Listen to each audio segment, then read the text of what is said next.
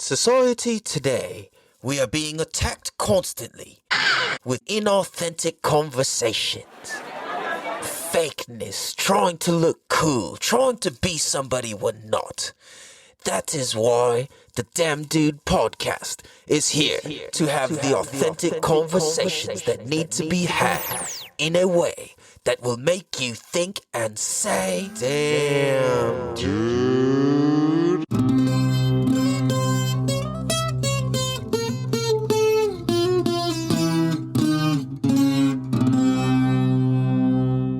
What up, everybody? What is good? Damn, dude. Welcome to the Damn Dude podcast. Damn, dude. This is season 3, episode 5, To Stay Alive. And I'm your host, California Cal, one of the cool Californians in this state. There's a good handful of us. Those of you that listen to the show from California, you guys are definitely some of the cool ones. So what up, everybody? Welcome. For those of you that do not know, this show exists to help educate, entertain, and make an impact on the different contexts and perspectives that we have in life. Because I truly believe that the more access we have to different contexts and perspectives, the easier, doper, smoother, and just fucking cooler life is. You dig? Damn, dude. So that's what we do. Authenticity is the core of this show. And that's what it's about. That's a whole different fucking rabbit hole. We'll use that for the next one. Actually, I should write that down. So one sec, guys. Writing. For next. Okay. Got it. Okay. We're back. Even though we didn't go anywhere. So where do we start, man? There's so much to say and so many places we can go with this. Holy fuck, dude. How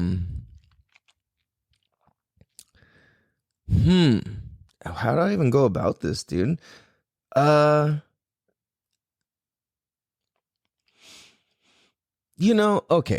I got it. So, you know how life has cycles and life has seasons, and our relationships with things and people and problems and scenarios and circumstances are always kind of like change or present themselves in a new light.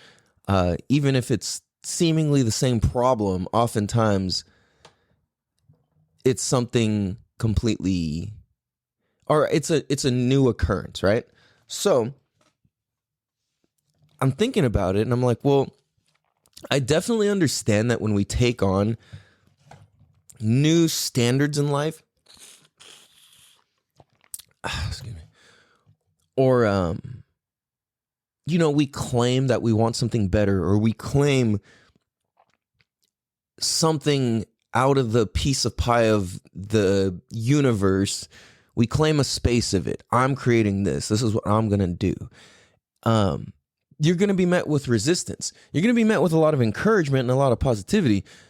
But what I more so mean is like life, the universe is going to meet you with resistance, because it's going to kind of test if you're really serious about it or not, and that's kind of like how I see it with people who start podcasting and then just stop immediately, or start with anything really, but like podcasting, because that's specifically something I've pushed through the challenges of myself and have clearly been able to be consistent with it to a good extent, right? So what I understand is, and I can see in looking back, and I can see how easy it is to get complacent in it, get burnt out in it, it's like you're not getting the feedback you want. You're met with a lot of resistance when you start a podcast, especially if you're not somebody with a lot of notoriety or who's very popular or anything like that, right? Like, you just got to count on the content being good and somebody being like, yo, this shit's tight. Like, let's share this with such and such. You know what I mean? Like, I think, and I just realized this right now, like what I envision is like somebody sharing a really dope episode of the Damn Dude podcast and just, sending it to somebody with a lot of status or who I'm inspired by or I got a lot of love for. Like, imagine if at some point, like like, dude, I almost had Brad Lee locked into this show. Damn, dude. That's his voice right there, if you didn't know. Oh, man, I was going back and forth with, I talked with him, and then I was going back and forth with his assistant, and then it was like right at that same time, they were like, all right, get back to me when you're on episode like 70 something. And I was, because his thing was, all right, like I'll do an episode with, he's like, I will hop on your podcast if you can do at least 100 episodes. I don't mind being anybody's 101st episode. So I'm like, fuck yeah, dude. Like, all right, let's go. And I hit him up when I'm on like episode like 30 something. And like, all right, hit us back up when you're on episode 70 something and we'll make sure you're serious, you know, and blah, blah, blah. I was like, all right, cool, for sure. So I hit him back on episode 70 something and they're like, oh, sorry. Like, you know, he's not really doing that anymore. I was like, what? Because he hit some crazy spike in popularity in that in-between time. And I was like, fuck, dude. So I missed that, or that, you know, that opportunity passed by. It was what it was. I went as far as I could with it. I did what I said I would do. And, you know, it's all good. And that kind of just leads me to see how unprepared I was at that time to fill the seat. You know what I mean? As far as like just a lot of areas in my life, like had I blown up from being a guest on his show or having him on my show, there's a lot of areas and things that would have stopped me from having that success in a way that's healthy and productive, because I didn't have my systems and my structure of my daily life in place. So that's the thing I'm really realizing is like when you don't have your daily life in place and you don't have your structures, your routines, your knowledge of who you are and, you know, what you have to offer the world, what your, you know, like what your real value is as a human being and somebody in your position and with the title of the type of person that you are, right? Oh shit, I didn't set the camera. Sorry. So excuse me. There's like a few deep things I want to get into, but I'm trying to think of what order to get into all this too. Anyways, let me just wrap up that thought and we'll kind of get into the next thing and the way that I kind of structured it. I was just thinking, it's like, well, because I'm doing this and documenting this and I've laid out a podcast, there's a lot of good episodes in throughout all these seasons that we've done. We're on season 3 and it's like over 100 something episodes per season. And it's just fucking cool. It's like, so I imagine like, what if Andy Frisella got sent this? What if, you know, just different people I look up to got sent a fucking dope episode of this podcast, right? And it was like, yo, this guy's sick. Like, I need to talk to this guy. Like, I'm just like, dude, that's so cool. Well, I have the opportunity for that now because I've just done this. I pushed past the resistance and I documented stuff. And there's a very real element to this, especially with all the video that's recorded on this and the stories that I've shared and the place that I'm at and in and have been and all of that, right? So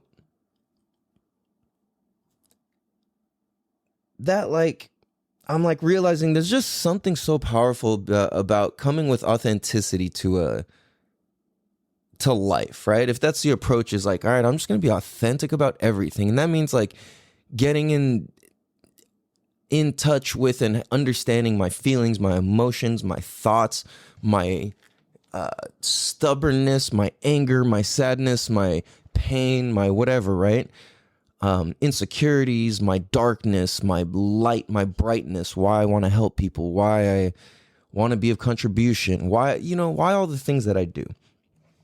And, it's like, we're going to kind of get back into that a little bit, but I'm going to take this a little bit more personal right now. And something that's major that's going on is at the moment, I quite possibly broke my toe, my pinky toe on my left foot, because I fucking smashed it I stubbed my toe, well, more than stubbed, fucking smashed my pinky toe into what do you even call that thing? Like like a sofa that you got like, oh, the leg, like the leg of there's like a leg of the sofa where it kind of like makes the sofa elevated, like little things screw onto the bottom of the corners. Accidentally freaking smash and whoop-ah, whoop-bang, whoop-banged my toe. And I was just like, oh, it hurts so bad, dude. My poor little toe's all like crooked and sideways and it hurts like crazy. And yeah, it's all jacked up. There's a pretty good chance it's broken. The thing is, when you break your pinky toes, like if you break your pinky toe, I guess, what would you call it? Your ring toe? And then your middle toe. No, like the first three small ones. And then like the long toe next to the skinny one next to your big toe. Like when you break the three smaller ones, there's not a whole lot they can do. You just like leave it or tape it to the next toe and try and isolate it so it doesn't like move too much. Otherwise, it's like if it's long, then like, or if it's I guess it would be your middle finger toe, essentially. Or no, that's weird. Our toes are kind of backwards than our fingers. Okay, I'm going off on hella random thoughts. Anyway, the one next to your big toe, that one you crack it back straight if you break that one. And then you can also tape that one up or you like put a little bandage on it or just fucking leave it and tough it out, right? Anyway, so I had that happen. Yesterday, I went out. So that happened a few days ago. I might have shared that already. Yesterday I went out. I went and rode my bike for one of my workouts, and I ride the skate park for the first time ever in my life on my BMX bike. So keep in mind, the BMX bike I ride is an old school bike. Like I love the old school BMX bikes, like 80s, 90s BMX bikes. That's my shit, dude. I love those bikes. To me, it seemed like I really didn't. Let me reset this. I did not like when bikes became all thick tubed and heavy, like super heavy. Like the freestyle bikes weighed so much. It was ridiculous. Like they were fun to ride like a little bit and just kind of cruise around on. And like usually like they would reel really loud and it sounds cool and all. But then like it would just, I don't know, man. They were so fucking heavy. Like it just felt like a fucking tank compared to a motorcycle. I'm like, this is too much. Yeah, I don't like this. And then like the race bikes became so light that they felt like cheap and like you'd have to jump with exact precision. Like you couldn't land all crazy or anything. Like when I started getting into when I bought like a newer BMX bike for the first time ever, it was like maybe late 90s, no, it wasn't early thousands. This was like it was probably like 98. So the bikes already started kind of getting heavy. It was like in this weird in-between phase, right? And a lot of the bike manufacturers had just been sold to like Walmart or Chinese companies like a couple years before this. So this is like they'd been producing them out for a little while and like, I don't know. It wasn't that fun, right? So anyway, what was I going to say? I was going to say, so I got like this had to be like 97 maybe. So the bike was probably like a 98 model. I don't know, but I remember it was like a newer Schwinn and I jumped it maybe like 5 times and bent the fuck out of it. And then my dad was pissed that I got a new bike and all this because we shouldn't have spent the money on it and this and that. And it was like, I don't know. So we returned the bike because it fucking sucked. And then, I don't know. I don't remember. Actually, that was kind of like the end of my like BMX career, I would say. Because BMX bikes was my favorite thing in the world. But there was just like a long period of time where I wasn't able to, like I didn't have the money or my family didn't have the money. So like we couldn't fix up my bikes or get me a new bike or do anything to like make it serious, you know. But all the races I'd been in, I always got first place. I never lost a bike race that I was in growing up.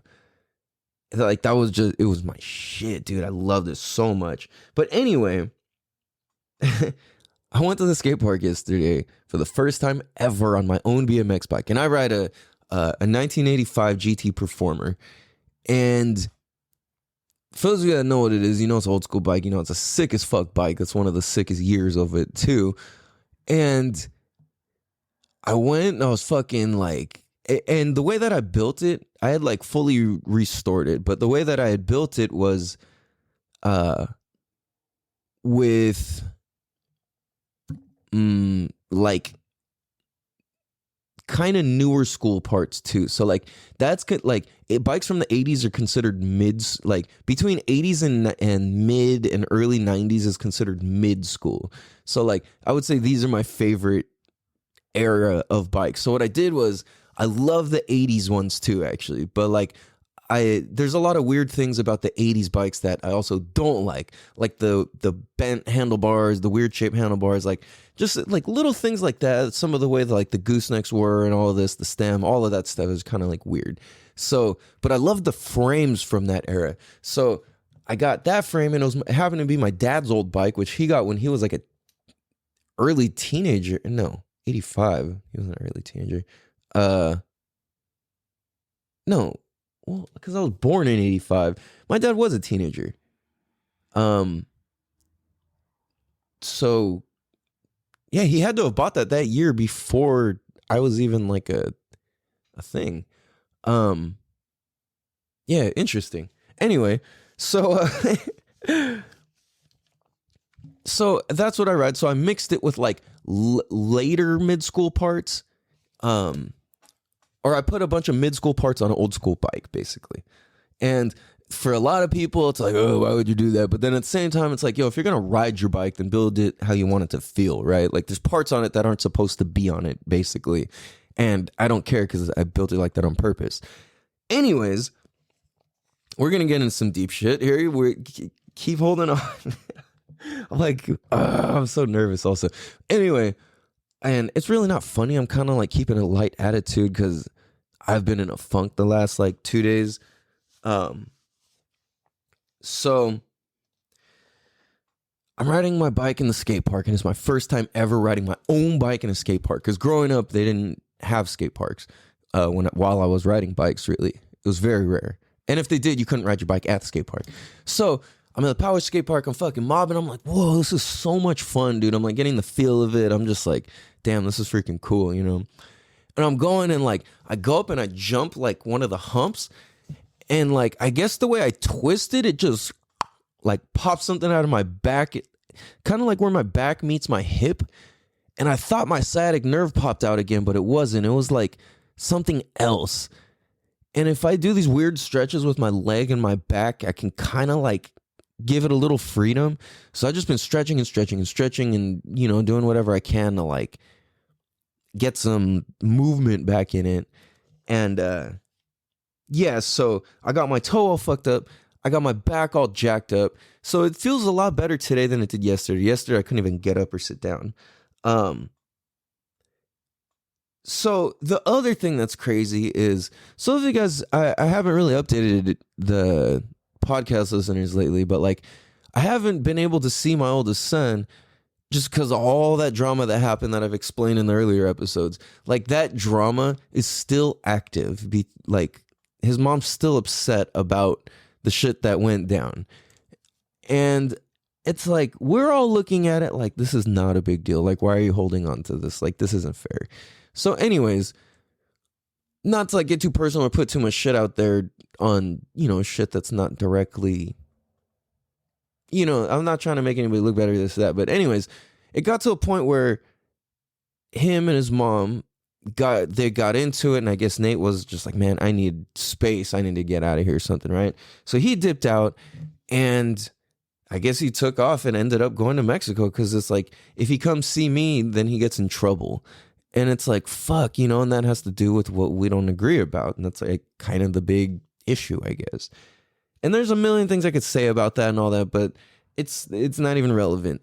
The point is that, yo, like when your kids take off, and here's the other thing too, I know he's going to be okay. Like I was able to talk to him, but I haven't heard from him in 2 days now, or a day and a half, I should say. And it's got me freaking the fuck out. And I'm like, dude, at the same time, he knows what the fuck he's doing. He's really fucking smart. He knows how to get by. And it's like, it's very easy to point the finger at kids when they smash out. But here's the thing is that, like,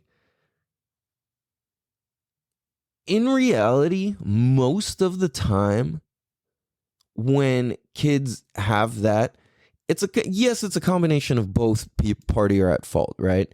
But at the same time, a lot of it more has to do with like the parents' lack of understanding or communication or something with the child.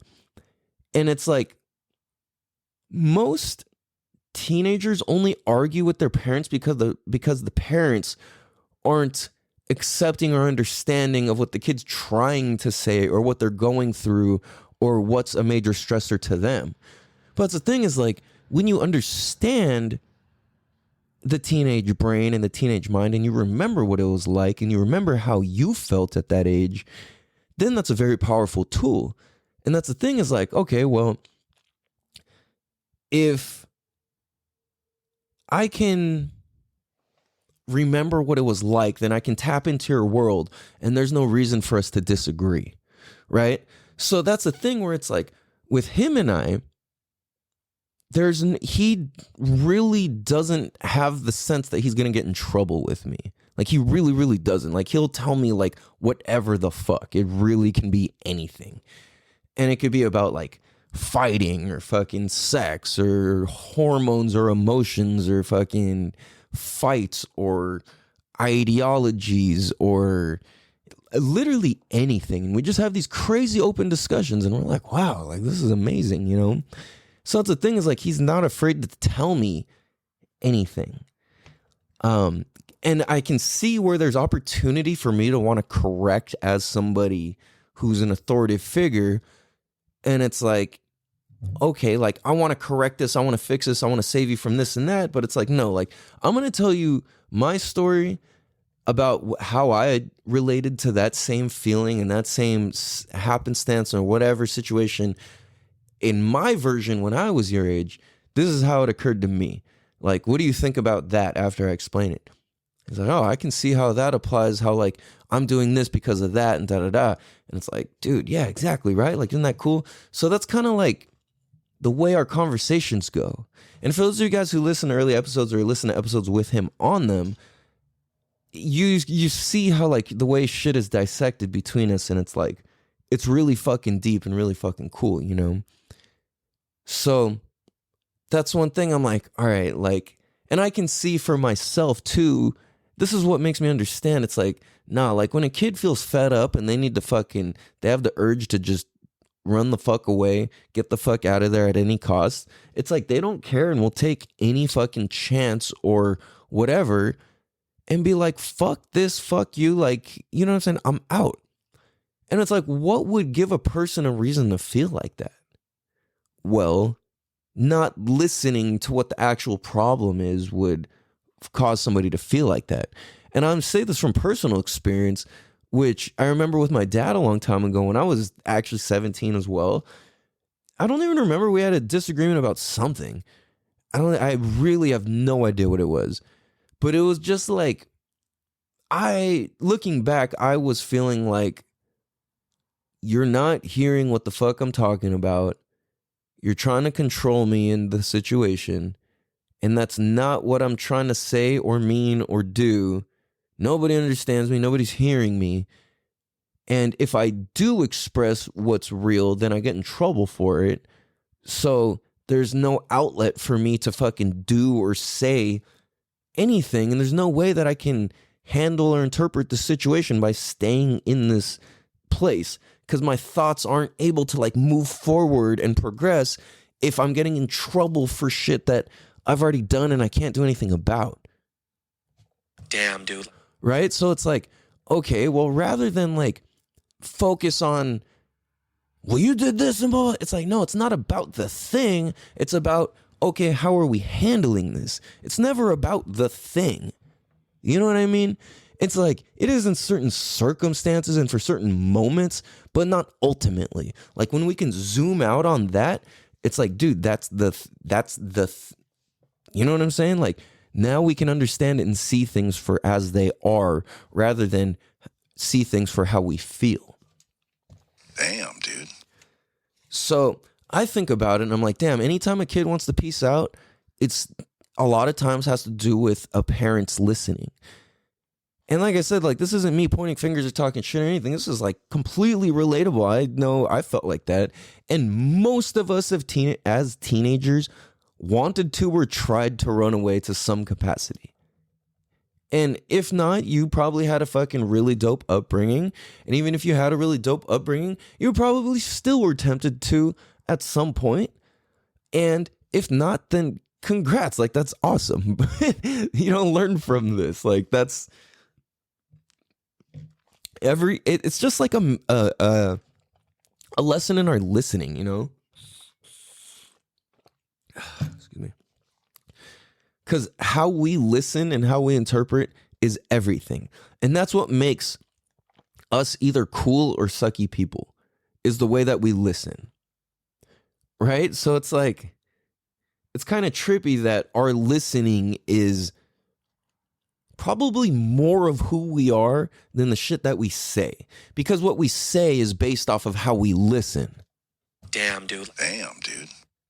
Right? Isn't that fucking crazy? So it's like, whatever we say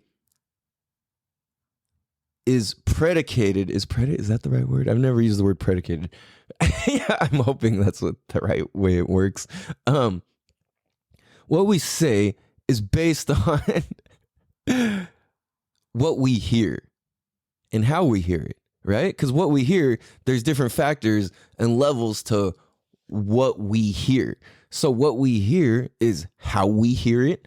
What tone did we hear it? What emotion did we hear it in? And as we heard it, what tone did that set off in us? And what emotion did that spark off in us? And now how aware of ourselves are we? You know what I'm saying? So it's like, yo, like, that's fucking crazy as fucking batshit. You dig? We're going to take a quick break and we'll be right bicycle. Damn, dude. Damn, dude. Damn, dude. What up, everybody? We bicycle. What's happening? So, you guys, I explain all that and I say all that to say this, which is, you know, sometimes life is just so fucked and it just kicks your fucking ass, and it's okay. It's completely okay. Just accept it. Stop resisting and stop fighting it. Like, the more we resist our ass kickings from life, the more jaded we become, the more sharper our edges become, not in a good way. You know, it's like the more jagged we become, the more our heart becomes hardened and grows fucking like, you know, calcium around it, so to say, right? Like, that's what I see. It's like just like spiky and jagged and not okay, right? Your heart becomes made of stone, not in the good way. You know, your heart's supposed to be vibrant and moving and thriving, and you know what I'm saying? So I'm like looking at all this. I'm like, how am I supposed to have peace? You know, at the same time, still my pool's fucking shut down. I can't even hear back from them. I'm like, dude, what the fuck, man? You know what I mean? Like, what am I supposed to fucking do, dude? Like, life just keeps kicking my fucking ass. Like, how am I supposed to feel? Like, how am I supposed to act? How am I supposed to react? How am I supposed to still keep believing that shit is good, or there's like any fucking reason or lesson or blessing for all this? Right? And it's like, well, damn, for one, I know anybody who's younger and influenced by me is going to be a pretty tough motherfucker. You know what I'm saying? That's one thing for sure. And it's like, if any person, there's not a whole lot, but any of the people who've came up like under me and a lot of my guidance, then they can handle themselves. That's one thing for sure. And I know that, you know, my kids can handle themselves. I know that my brother can handle himself. I know that anybody else who I fucking work with, who's a student of mine or a relative or whatever, right? It's like, boom, like, I'm going to teach you some skills. Like, you're going to be able to handle yourself. You know what I mean? So that's one thing. It's like, sometimes I trip out about that. I'm like, man, my brother never really like comes to me for anything. But then I realize at the same time, it's kind of like, well, fuck, I've given him the tools. you know, obviously not all of them, but like as many as I can and I had, and to be able to be like, all right, here, like, you know, you're a critical thinker, this and that. Obviously it's on his own and him by himself as well, naturally, and anybody else who's influenced him. But like, it's like, dude, like, you know, older brothers have a big influence on their younger brothers, and vice versa. Especially if you're a smart older brother. So like, I don't know, man. I just look at it and it's like, dude, I know that my kids will be okay in whatever setting they emerge themselves into. And that's where it's like, you have to have faith in your teachings and your guidance. Did you teach your kids to navigate? Did you teach your kids to speak different languages? Did you teach your kids to bargain, to hustle, to think independently? All of this stuff, like, you know what I'm saying? It's like, have you shown your kids those skills? Because at some point they are going to go out on their own. And it's like, dude, that's what's scary, is a lot of us adults don't have these tools or these skills, like real shit. You know what I'm saying? So I'm like, all right, well, how the fuck do I develop these skills? Because I came from just pure survival and I've seen a lot of violence. I've been exposed to a lot of violence. Dude, like growing up, I explained a few episodes back, I think, how I would see fucking like group fights in front of my house because my next door neighbor was dealing drugs. And that's crazy because my other neighbor, like, they're fucking had all the people that did the drugs. And it was just this crazy thing, people showing up with TVs and microwaves and fucking keyboards and bicycles and whatever, you name it, right? And I would be walking home in like second grade and just see these fucking crazy fights. And I'd already been exposed to a lot of death by that point too. So I was just like, I had a weird perspective on shit. You know, it's like, as a kid, I didn't like, oh shit, and like run the other way. It was more like, I just kind of like walked mindfully around everything. You know, and it's like, I remember like seeing this dude get fucking slammed through a window. He's got his head slammed through a window. I seen another dude get his whole body slammed onto the fucking hood of the car. Seen a dude get smashed into the window, like his whole body. Like, I saw all this crazy shit, people bleeding everywhere, all this shit. Going to junior high school, I saw a guy get fucking curb stomped. No lie, dude. I saw this guy get fucking curb stomped when I was a kid. I was 11 years old, coming home from 7th grade at Challenger. I saw all sorts of crazy fucking gang fights. I saw all sorts of fights. I've been involved in a lot of fights. You know, people pulling guns. I've been shot at. Like, I've seen a lot of crazy shit. And I grew up poor as fuck. I had certain things and I had love. You know what I'm saying? So it's like, I had enough. But shit, there was times shit was really fucking hard. And I'm like, okay, well, how do I go from that to where it's like, I'm worried about people killing me? You know, and it's like, I came from that. That's the place I came from. I started hanging out with and getting involved with and looking up to gangs when I was in 3rd grade going into 4th grade. That was when I was first exposed to that stuff. And then getting accused of murder, getting my house raided by the ATF. Like, all this crazy shit is just like, dude, like, what the fuck, you know? How do I go from being in survival mode, it's like such survival mode, to where I'm worried about who's fucking everybody and what they're up to? You know what I'm saying? Like, not being able to chill at all. Any noise out here outside in the house, who's that? Like, fucking stand up, grab a weapon. And it's like, living in such extreme paranoia is exhausting as fuck. And anybody who's been through some gang shit, that's what I relate to more, rather than like military stuff and stuff like that, which I get it in my own regard. It's not some comparison, but it's like, I get it in my own version, right? And like, it's just fucking fascinating because a lot of people who've gone through some gang shit really have a version of PTSD. I forget the exact type that it's called.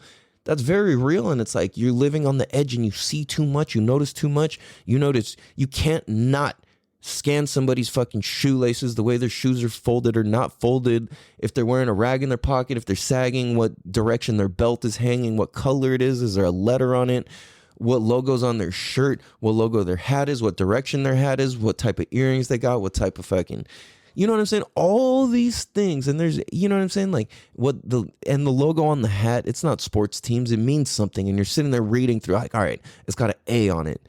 And then you're like assessing a billion different things about which version of the A that stands for, or just, you know what I'm saying? Like all these different things, right?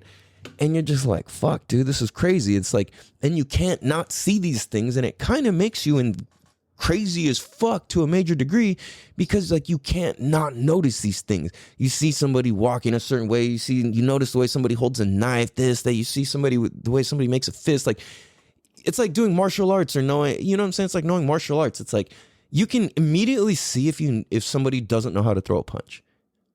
You know what I mean? Or if they're unpracticed, or if whatever, right? It's like, if you really are good with martial arts, you see and understand that a punch doesn't just come from your arm. You know what I'm saying? It's like you generating power from the floor. Like it comes through your legs, through your hips, through your torso, your abdomen, through your chest, through your back, to your fucking arm, through your arm muscles. Boom, and the breath at the same time. Like, you know what I'm saying? The ki, the release of energy, it adds so much to it. And it's like, all of these factors are very important. But that's the thing, is like, if you know how to throw a proper punch and where a punch comes from, you can immediately tell if somebody doesn't know how, right? They're windmilling, they're swinging wide, all this crazy shit. Like, it's like, all right, simple. You know what I'm saying? Like, it's crazy. So, like, that's the thing, is like, you can't unsee certain things. And once you've been exposed to such a certain lifestyle, how do you change for the better? And that's been like my biggest struggle in life, is like, how do I go from survival mode to where literally every aspect of my life sucks, to where every aspect of my life is great? You know what I mean? It's like, fuck, dude. I come from a place of like, worried about food every night and worried about fucking all these things, and those things duplicate themselves in my adult life. And I'm like, what the fuck, dude? I'm sick and tired of this cycle. So how the fuck do you end the cycle of shit sucking and shit hurting and shit just falling apart every single time that major shit happens in life? I'm like, you know what? That sounds like a fucking house being built on the motherfucking sand to me. So rather than building my house on the motherfucking sand,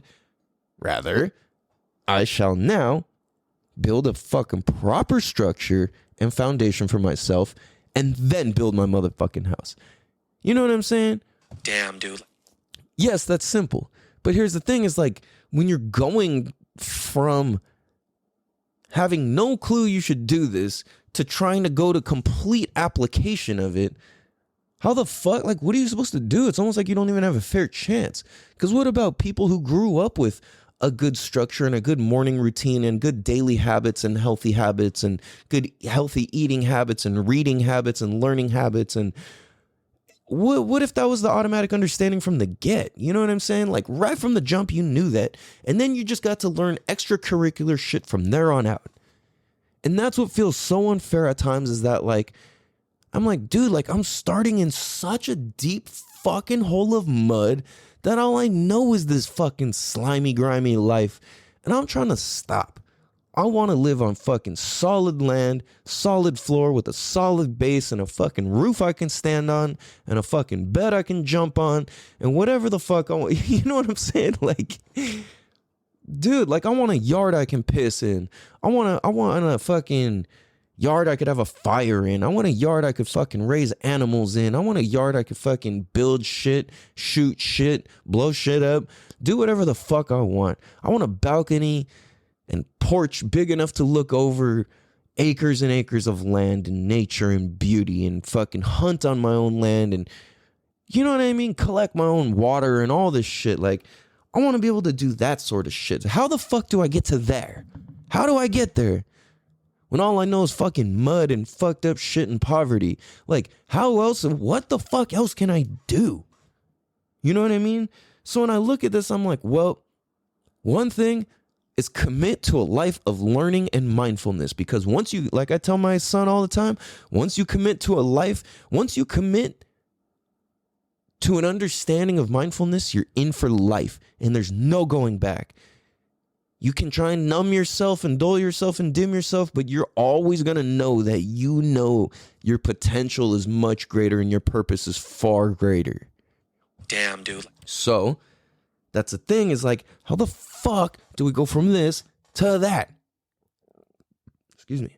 Well, like I said, first have to make the commitment that you're going to do it and you're going to play the game of mindfulness and growth and success for the rest of your fucking life. So I've made that commitment to myself, to God, to my people, to where I'm like, I promise I will always keep fucking learning. No matter how much help I need right now or how much I'm fucking in a low spot, trust me, I'm gonna make this shit happen. And it's like, I can't not. I've been through too much shit and I've committed to this way too fucking strongly to not allow life to afford these things to me. I deserve my fucking house with my lady, my kids, my fucking hot tub, my sauna, my fucking cold plunge, my all this shit. You know what I'm saying? Like, why the fuck? Why do I have to suffer my whole life? I don't. And I won't. And I refuse that. I've accepted enough suffering into my life to where I'm like, you know what? This shit fucking hurts and I'm going to get through this shit, because why the fuck not? You know what I mean? I didn't die those times I got shot at. I didn't die the times I fucking broke my neck and skull and fucking back. I didn't die all the times I fucking crashed my motorcycle. I didn't die all those times I got into close calls. I didn't die all those times in those fucking fights and the fucking house raids and all the fucking shit. I'm still fucking here. All the crazy fucking people I've seen and dealt with, all the dangerous ass situations I've been in, the fucking rocks I've had fall and crash down next to me from cliffs. I was just telling my cousins that story the other day. I had a boulder fall down from the top of a mountain, crash onto the back of the boulder I was sitting on. Me and my homie Roy were sitting on, smoking a blunt, and I fucking ducked at the last minute. And as my hands are going up to cover the back of my head, a piece of shrapnel from the boulder that came down and exploded on the rock we were sitting on, it hit so hard that it vibrated us off the rock.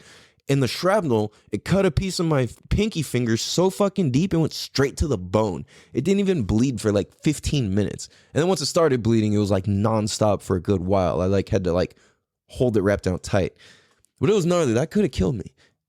All the fucking crazy car accidents and motorcycle stunts and fucking shit I've jumped off of and whatever the fuck, right? All the crazy, scary ocean incidents I've had, the near-death experiences, all of these things, they happen a lot because the sports I do are kind of extreme. You know, not very, but like to the average person, they consider them extreme. So I'm like, well, why the fuck am I still here? You know what I mean? Like, my best friends got murdered. Like, why am I still here? A bunch of people I know fucking, you know, committed suicide or this or that or whatever. And I'm just like, why the fuck am I still here? I don't even understand. You know what I mean? Like, fuck, dude. So I'm just like, dude, all right, I've got to get a solid structure if I want to build this view, if I want a new view of life. I don't want to be in the mud anymore. I want to look at life from the top of the mountain, not the bottom of the fucking mountain in the mud. There's like the bottom of the mountain, and that's everybody who just lives cool and comfortable. And then there's like beyond that, which is people who are like poor as fuck but getting by. And then there's like under that, which is like, you got fucked up shit going on and your mentality's fucked up and your whole way of thinking's fucked up and everything you think about and do is like fucking backwards. Everything you say and think is fucking backwards. You think crime is cool. You think up is down. You think 1 + 1 is fucking 7. Like, you just don't have a fucking clue. And that was me, and I thought I knew fucking everything. And that's the thing, is like, the more you think you know everything or got shit figured out, the harder the fall's gonna be. And I fucking knew everything. And that's the thing, is like, I realize, and especially as an entrepreneur, like, a lot of my highs are really high and a lot of my lows are really low. And that's just the nature of it. So how do I adapt and just ride that center point, right? And I think we were talking about that yesterday or on the last episode.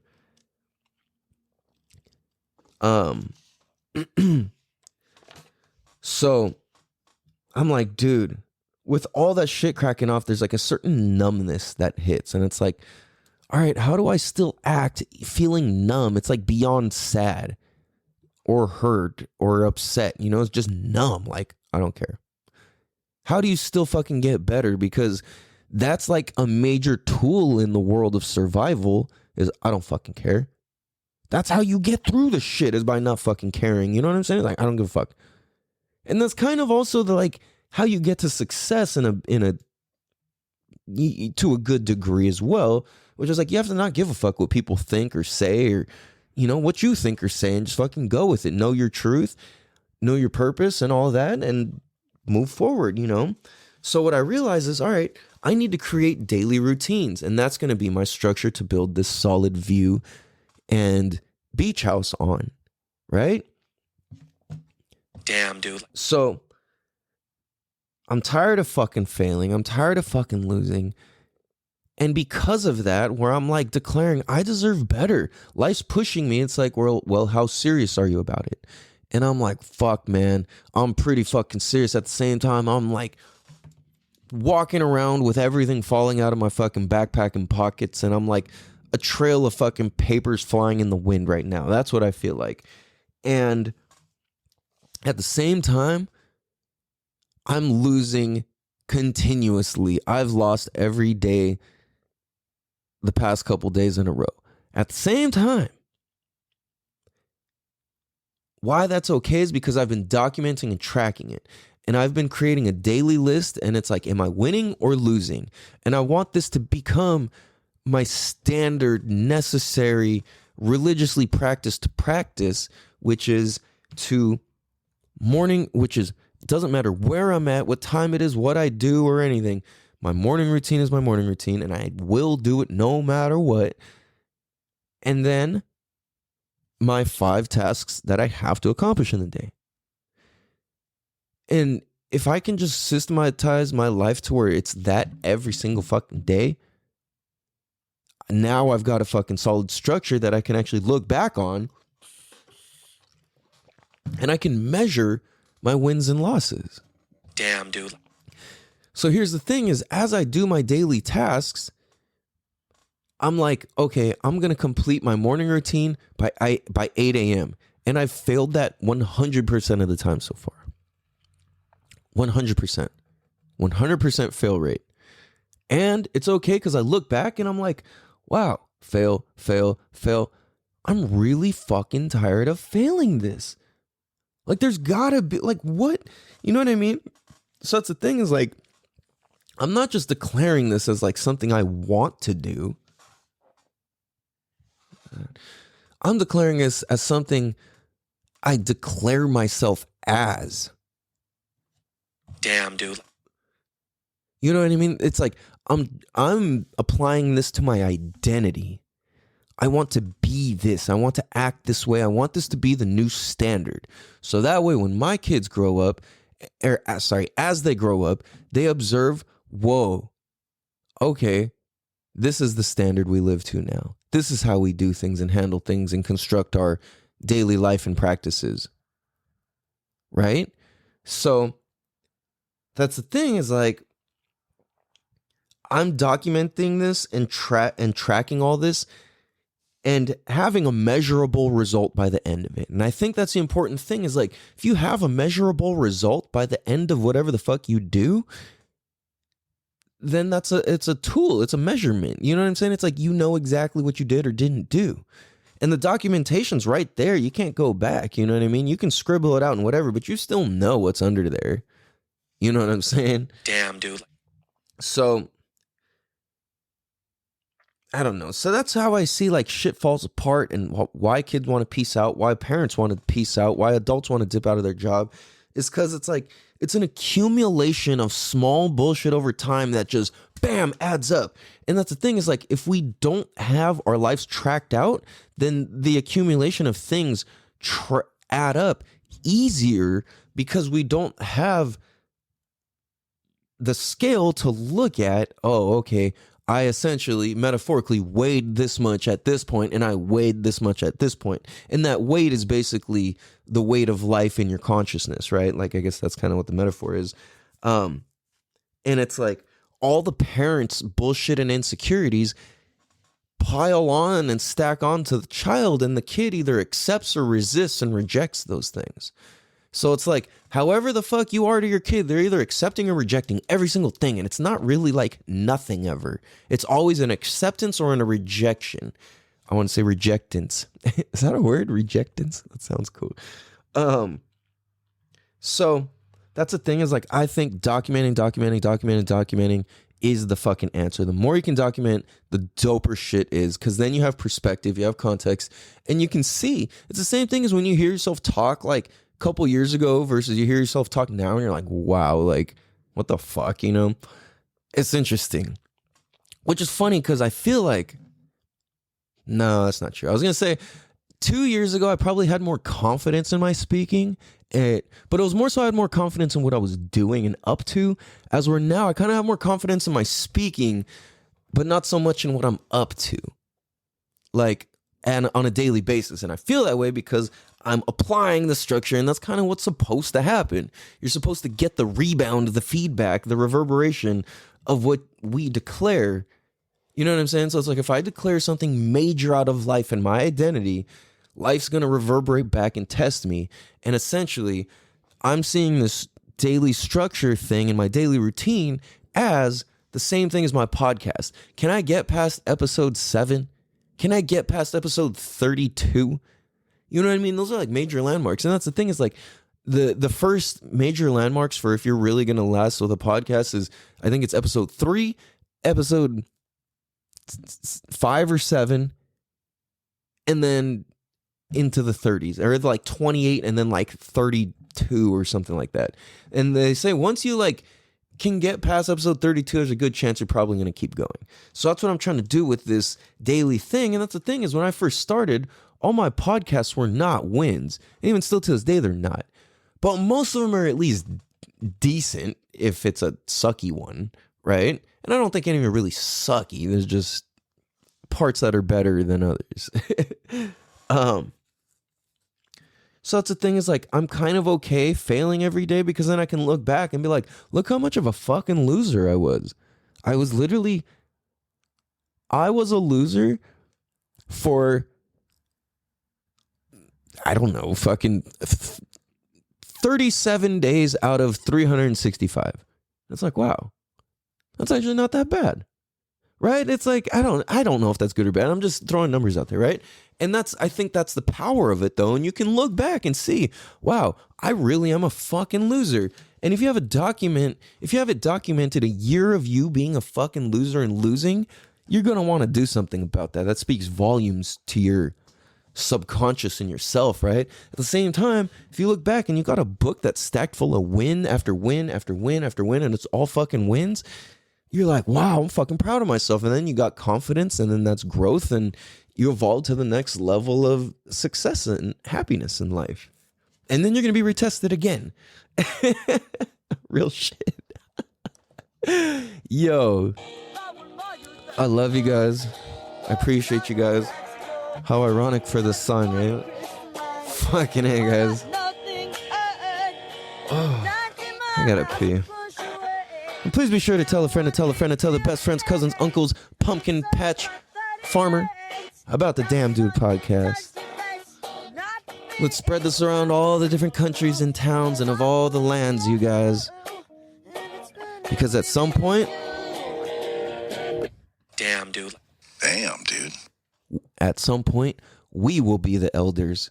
And when we're the elders, we want to be wise, and we don't want to be judgmental. We want to be open, with open hearts, open conscience, understanding, open wealth, open land, open door, open house, open everything with an understanding of boundaries and respect.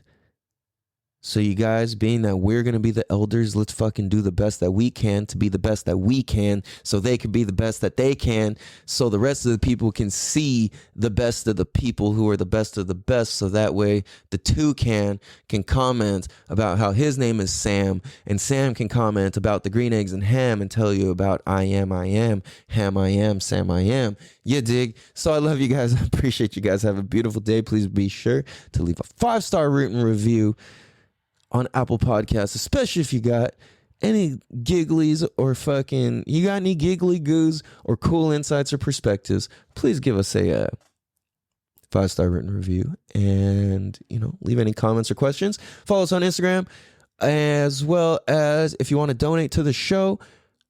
Anything else, you can Cash App us at I think it's Moneyside Damn Dude Podcast. Well, Damn Dude Podcast. Love you guys. Appreciate you guys. Have a beautiful day. Much love. Peace. Damn, dude.